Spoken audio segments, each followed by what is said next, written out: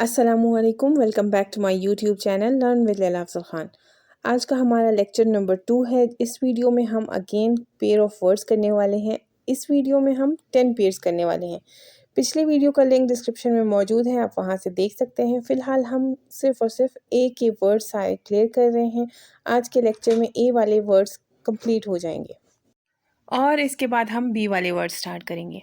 तो चलिए हम अपना आज का लेक्चर शुरू करते हैं। पहला हमारे पास पेयर है एडवर्स और एवर्स का। जैसे कि आपकी स्क्रीन पे ये दो वर्ड्स नज़र आ रहे हैं, आपको फिर से लग रहा होगा कि ये तो बिल्कुल एक जैसे हैं, लेकिन इन दोनों में वर्ड्स की भी डिफरेंस है और प्रोनाउंसिएशन की भी डिफरेंस है। तो हम बारी बारी इन दोनों को करते हैं। पहला वर्ड इस पेयर में हमारे पास है एडवर्स, जिसका मतलब है हॉस्टाइल। हॉस्टाइल का उर्दू में मतलब है नामुवाफिक। ठीक है। Pakistan could not make progress due to adverse circumstances.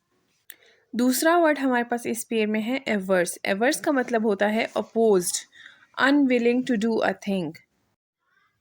Urdu में एवर्स का मतलब है मुखालिफ। I am not averse to the idea of co education in colleges.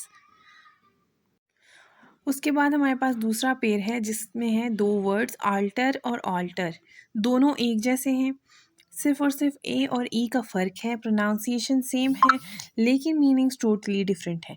पहला हमारे पास आल्टर नाउन है और इसका मतलब है an elevated place of worship, यानी कि इबादत गाह। Flowers were arranged beautifully around the altar, ये इसका सेंटेंस है। दूसरा वर्ड हमारे पास है आल्टर, यानी कि टू चेंज, बदलना, ये वर्ब है। इसका सेंटेंस है he altered his decision at the 11th hour. 11th hour इस सेंटेंस में मैंने यूज़ किया है, ये एक ईडियम है, इसका मतलब है आखिरी लम्हे पर। ठीक है, तो ये था हमारे पास सेकंड पेयर। अब हम चलते हैं थर्ड पेयर की तरफ, जिसमें हमारे पास ऑलरेडी और ऑलरेडी, यानी कि दो एग्जैक्टली सेम प्रोनाउंसिएशन के वर्ड्स हैं। पहला वर्ड ऑलरेडी, जिसमें ऑल अलग लिखा हुआ है, फिर स्पेस, फिर रेडी है, इसका मतलब है ऑल प्रिपेयर्ड। उर्दू में ऑल रेडी का मतलब है तमाम तैयार। We are all ready to leave for Islamabad. ठीक है, यानी कि हम सब रेडी हैं इस्लामाबाद जाने के लिए। ठीक है। दूसरा वर्ड जो ऑलरेडी, जो जिसमें डबल एल नहीं सिंगल एल है और एक साथ लिखा जाता है, इसका मतलब है पहले से ही। ठीक है, या फिर पहले ही से। Before a suggested time he has already left for Islamabad. ठीक है, यानी कि वो पहले ही इस्लामाबाद के लिए निकल चुका है। अब हमारे पास थर्ड वर्ड है जिसमें अपोजिट और अपोजिट है। इनका मीनिंग हम देखते हैं। सबसे पहले हम देखते हैं अपोजिट, जिसका मतलब है अप्रोप्रिएट। उर्दू में इसका मतलब है मुनासिब। इसका सेंटेंस है your answer was quite opposite, यानी कि हम इसको अप्रोप्रिएट यानी कि मुनासिब की जगह हम ये वर्ड यूज़ करते हैं, इसका मतलब मुनासिब है। दूसरा हमारे पास वर्ड है अपोजिट, कॉन्ट्रेरी, यानी कि फेसिंग बैक टू बैक। इसका उर्दू में मतलब है बिल मुकाबिल वाक़या है, यानी कि उसके अगेंस्ट। ठीक है। My house is situated opposite to the government college. इसके बाद हमारे पास है fifth pair of word ascent और असेंट। दोनों बिल्कुल सेम हैं, प्रोनाउंसिएशंस भी इनकी सेम है, लेकिन ये मीनिंग में टोटली डिफरेंट है। अपवर्ड फ्लाइट मीनिंग है असेंट का, जिसमें सी भी आता है, डबल एस नहीं, एस और सी। इसका मतलब है अपवर्ड फ्लाइट। उर्दू में इसको चढ़ाई कहते हैं। द असेंट ऑफ मरी hills is not very difficult, यानी कि जो मरी की चढ़ाइयाँ हैं ये बहुत ज़्यादा डिफ़िकल्ट नहीं है, मुश्किल नहीं है। दूसरा असेंट है एग्रीमेंट, यानी मंजूरी। उर्दू में इसको मंजूरी कहा जाता है। The president gave his assent to the university bill.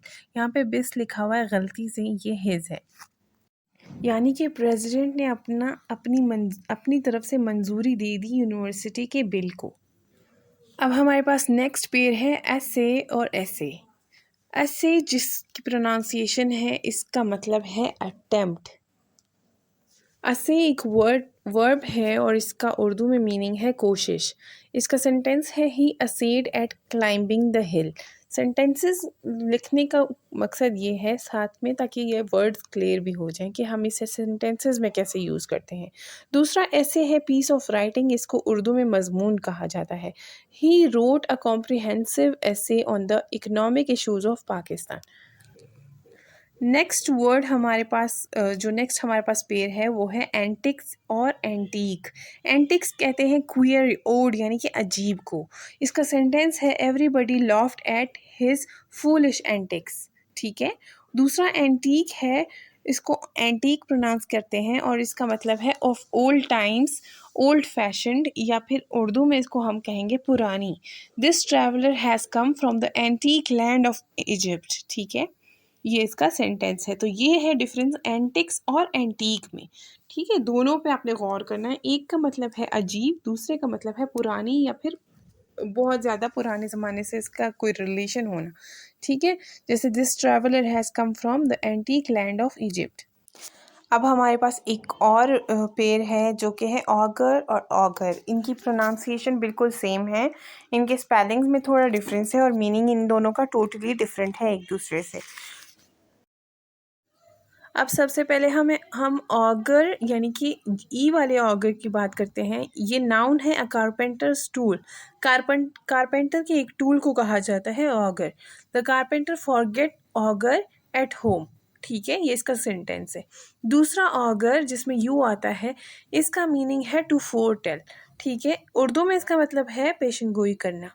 This incident augurs a bad opening in his career. ठीक है, ऑगर्स का क्या मतलब हुआ यहाँ पे, ये एज अ वर्ब यूज़ हुआ है, ये वर्ब ही है। यहाँ पे क्या सेंटेंस, आप सेंटेंस पे गौर करें। This incident augurs a bad opening in his career. ठीक है, यानी कि ये जो इंसिडेंट है, एक्सीडेंट इंसिडेंट एक पेयर ऑफ वर्ड था जिस पे हम वीडियो कर चुके हैं, लिंक डिस्क्रिप्शन में मौजूद है, आप वहाँ से देख लें। इंसिडेंट एक मौजरे या फिर वाक्य को कहते हैं। दिस इंसिडेंट यानी कि ये incident augurs a bad opening in his career, उसके करियर में एक बुरे ओपनिंग की पेशेंगोई करता है। ठीक है, ये इंसिडेंट, ये सेंटेंस था और इसका मैंने मीनिंग भी समझा दिया। अब हम इसके बाद डायरेक्ट बी पे जाते हैं, हम बी वाले वर्ड्स करेंगे इसके बाद। और ये पहला पेयर ऑफ वर्ड है जो बी का हम इसी वीडियो में करने जा रहे हैं। इसके बाद के जितने बी वाले पेयर ऑफ वर्ड्स होंगे वो हम नेक्स्ट वीडियो में करेंगे। और आपने अगर कोई स्पेसिफिक पेयर ऑफ वर्ड है जो आपको समझ नहीं आ रही, वो आपने कमेंट में मुझे ज़रूर बताना है, मैं उस पर भी वीडियो बनाऊंगी इंशाल्लाह। सबसे पहला जो बेर है, इसके दो मतलब हैं। एक मतलब इसका है अनकवर्ड, कोई चीज़, किसी चीज़ का अनकवर्ड होना। ये क्या है, ये एडजेक्टिव है। सही है, उर्दू में इसका मतलब है नंगा। दूसरा जो इसका मीनिंग है वो वर्ब है टू अनकवर, यानी कि नंगा करना। सही है। अब हमने दोनों सेंटेंसेस बनाए हैं ताकि दोनों मीनिंग्स क्लियर हो जाए। He went in the bitter cold bare headed, ये एडजेक्टिव वाले का सेंटेंस है। दूसरा जो वर्ब है to uncover, the dog bared his teeth, यानी कि डॉग ने, एक कुत्ते ने अपने दांत जो हैं वो अनकवर किए। उसके बाद हमारे पास बियर आता है। ठीक है, बियर एक नाउन है और ये एनिमल को कहा जाता है। सही है, ये पहला मतलब है। इस वाले बियर के भी दो मतलब हैं।